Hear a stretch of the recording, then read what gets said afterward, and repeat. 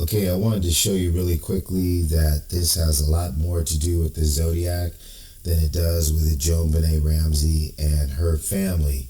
We had a feeling as we looked at some of the pictorials in the JonBenet Ramsey ransom letter that Albert Lee Terry Jr., the person we had mentioned before that was an ex-Zodiac member that may have gone into the witness protection program and was hiding out in Canada, that became very despondent with his situation as time went on and seemed to have become angry and wanted to get his quote-unquote victory against some of the people that he worked with in the past in the Zodiac that seemed to be living their regular lives as the situation had gotten worked out with the government to allow them to move forward because of the fog of the Vietnam War. What they had done together seemed to be to try to stop the Vietnam War. As bad as it was a good cause, and somehow it all got worked out.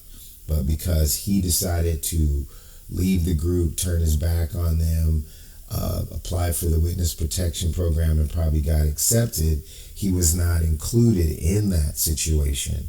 So apparently he was moved. When you're in the witness protection program, you get moved, right? You don't get in something. And he probably ended up with no immunity for the crimes that he admitted with the Zodiac, but also for other crimes that he admitted to in the proffer in Texas, which was a series of murders of young teenage girls, which really is bad and has a lot of jeopardy. And thus, when he got to Canada and ran out of money and had no trial to testify in, he had no immunity. And this is our thought, that he became very despondent and very desperate and very angry. So somehow he came up with this extortion plan to not only get money, but to get revenge on the people he thought were responsible for his situation, even though they were all his own choices, right? And the top dog that he wanted to get, right, is the person that we believe is the target of the extortion and kidnapping, maybe someone in his family, a male. And while we were going through the code, understanding this scenario, we were seeing images of a female. And we recognized kind of how he was representing that female. It's a really smooth way he does it with a white background. But I've seen it so many times that I thought that's got to be her, but I wasn't sure. And I was working on other parts of the code, so I wasn't able to get confirmation. So tonight or this morning, I said, well, let me go check it out. And went into the letter, found an area that I thought made sense in terms of what I was thinking. Went to Google Maps, put in two different addresses that I know were in her past, but I just don't know which one was which in December 1996. So I did a Google map for both. She was the female member of Zodiac. She's represented in Zodiac codes and ciphers as E. Her Zodiac code name is VWBABE. We believe that's because she was the owner of a red and white VW bus. We believe we have her on video in South San Francisco at the St. Vincent de Paul thrift store on the day that Zodiac was supposed to turn, quote unquote, himself in to Paul Dunbar and Melvin Belli, of which they thought the Zodiac was a no-show. There is an Asian American woman coming out of the thrift store after they have given up, and as Melvin Belli is moving back in and Paul Bundar is moving back in, she comes out in all black and a mustard leather coat. She moves past the crowd into the street behind a car and looks back at everybody as if she's the only one that knows what's going on. If that is E and that is her red and white VW bus on the corner, that would really be hard to explain as just a day shopping at the thrift store when everyone there knew that that was the reason they were there, because all the reporters were there saying that the Zodiac was going to turn, quote unquote, himself in. So the Zodiac was a show. It was E. VWBABE. And like they always do, they hide in plain sight. So that being said, she was the favorite of the guy who was running the whole show, the big dog, the guy with all the juice that Albert Lee Terry Jr. is trying to get back at. And we were able to read some code that was a poem from like way back when, like in England, some really high level intellectual type Renaissance stuff, where the big dog was expressing, his feelings towards Ian. You could tell that he loved her like a daughter, right? And so in the code, when it starts saying your daughter, pick up your daughter, we were thinking, wait a minute, that's too close in the code. We know it's not about JonBenet Ramsey. It must be about E. So Albert must be telling him to leave Coronado, go pick up VWBABE, and then bring your butt up here to Prince Albert, Canada. And then we found a piece of the code that seems to verify that.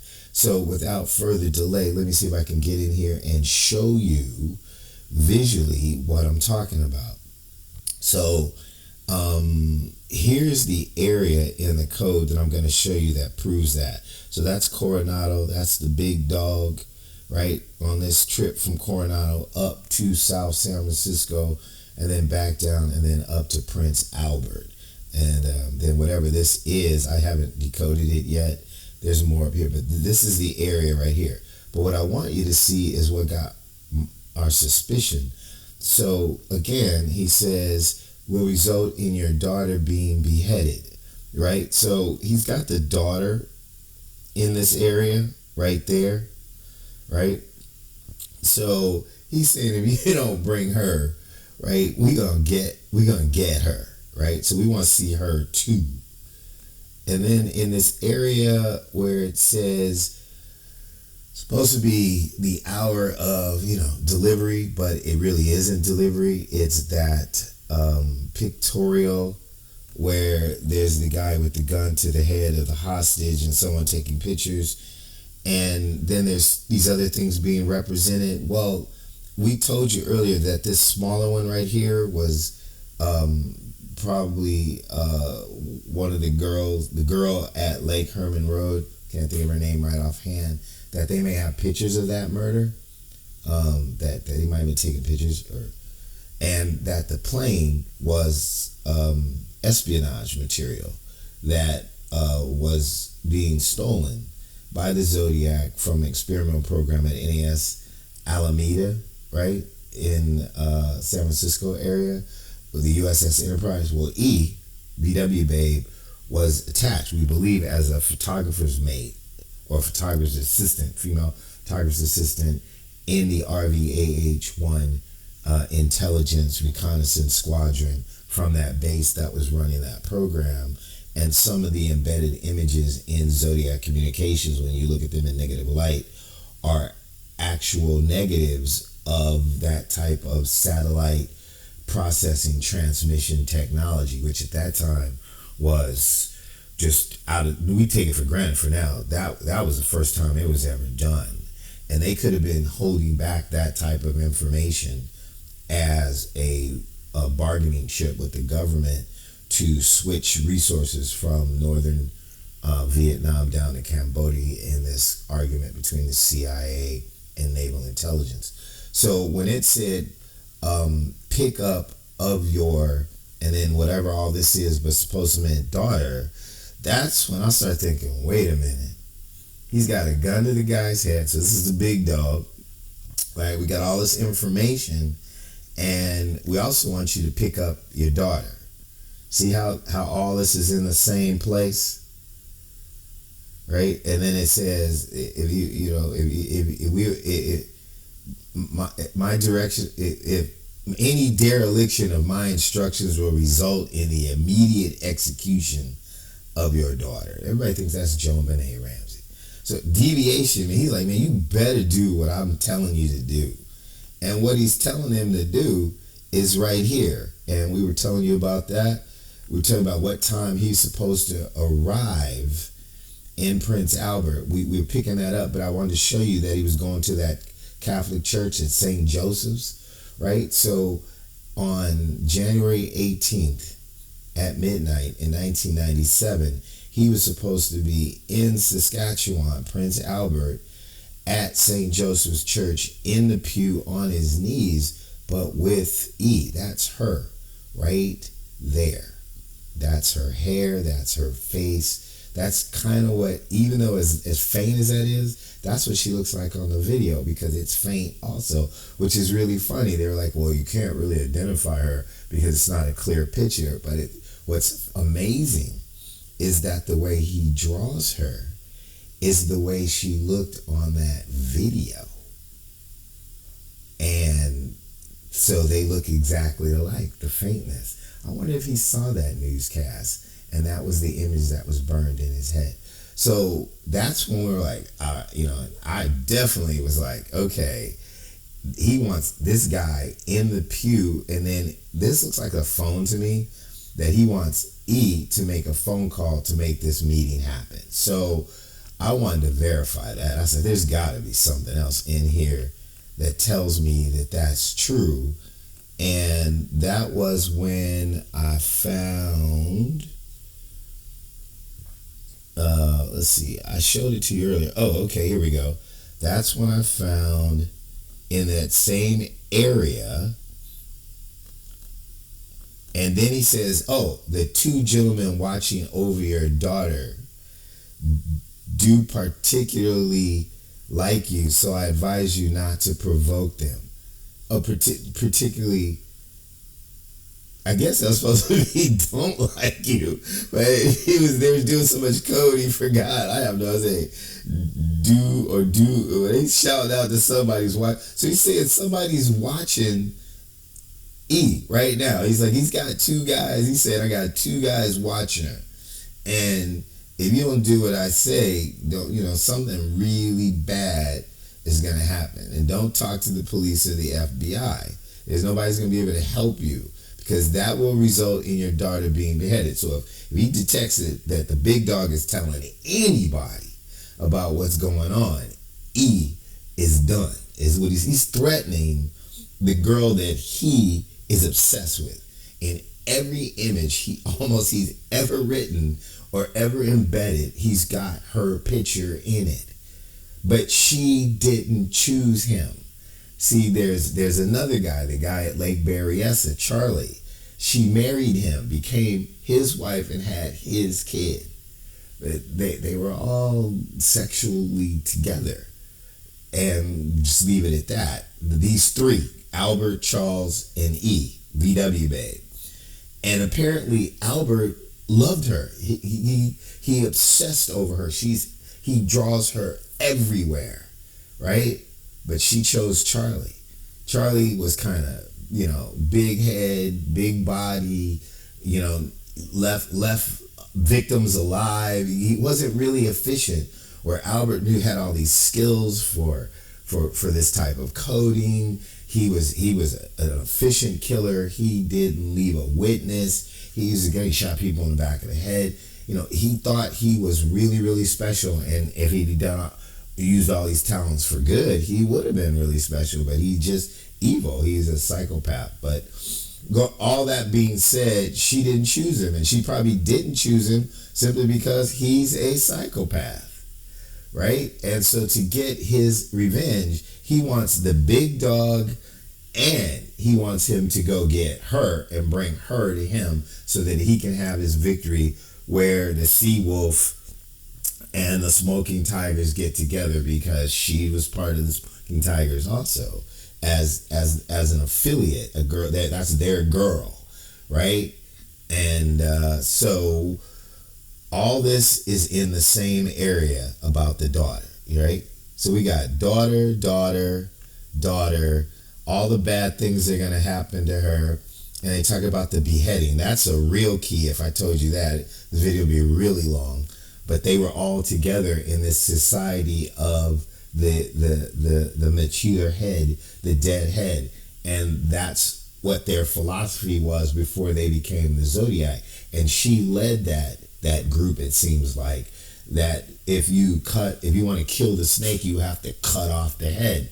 And so they were going for the head of the government to kill the snake of this military aggression in Vietnam and blah, all that 60s stuff. So all the keys are here. All the keys are here that it's her.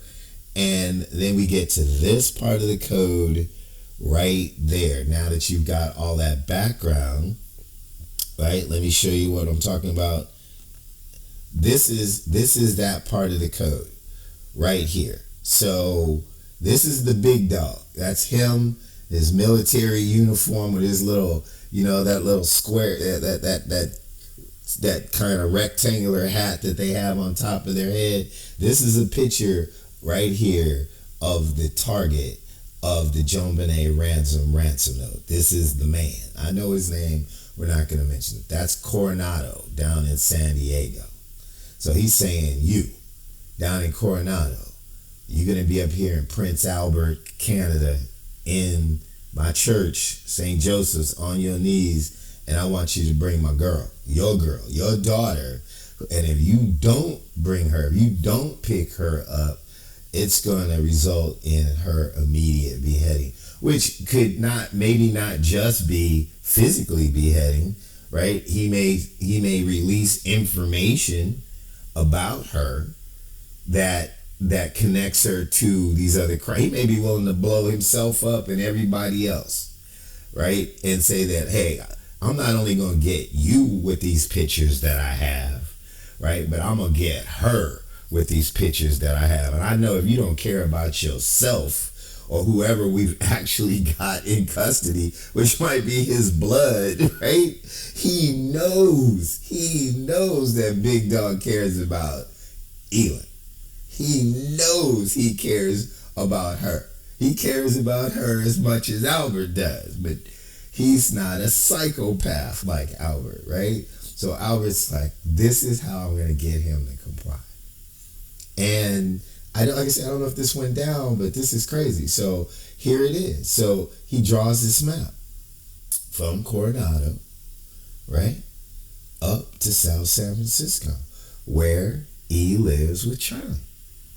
Right now, I didn't know which place they were living at the time in 1996, so I put in one of the earlier addresses that I thought they had, that I know they had in some kind of way, right?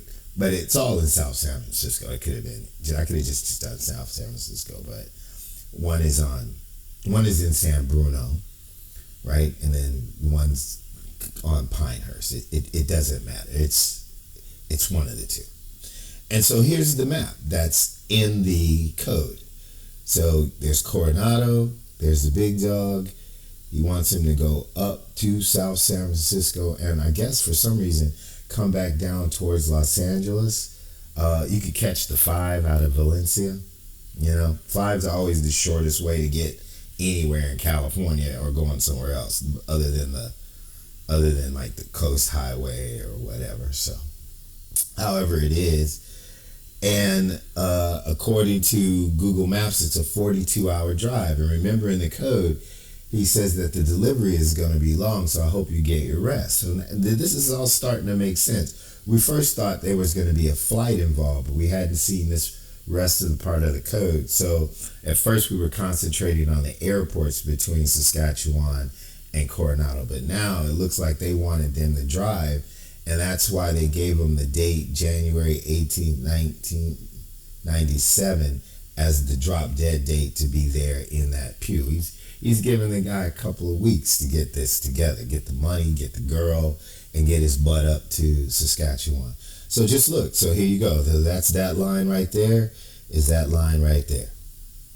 So that is going from NAS North Island Port Coronado up to South San Francisco to grab E off of Cherry Avenue, come back down to the 5, and then book his way back up to Saskatchewan, St. Joseph's Church in Prince Albert with the girl in the pew on his knee.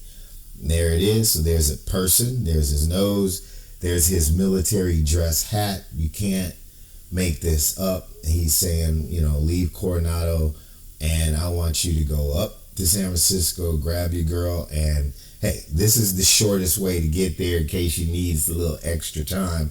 I would advise you not to try to go from northern San Francisco up to Saskatchewan.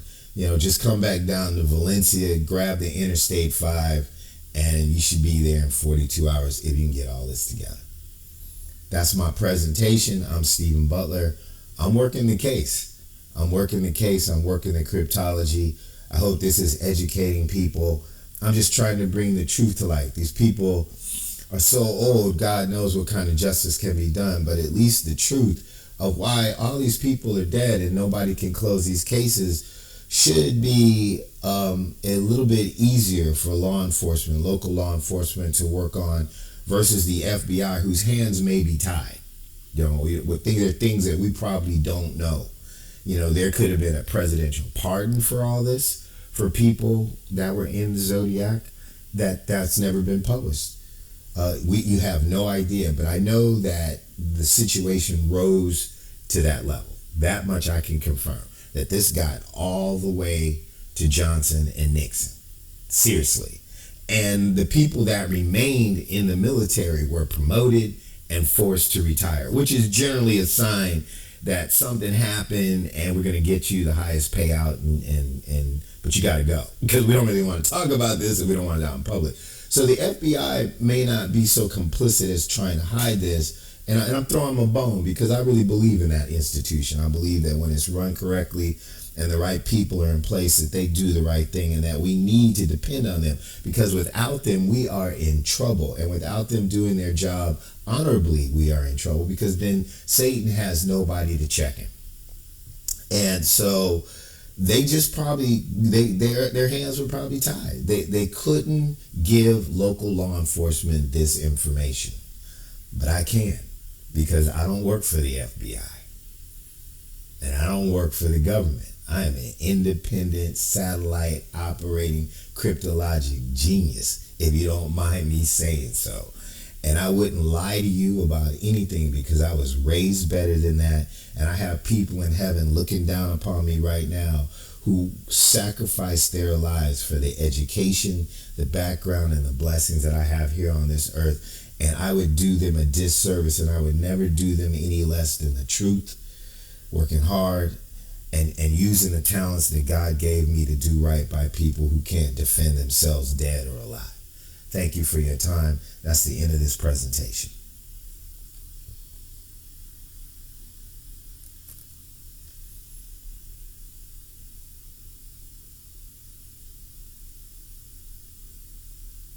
Hey, I wanted to show you really quickly that this has a lot more to do with the Zodiac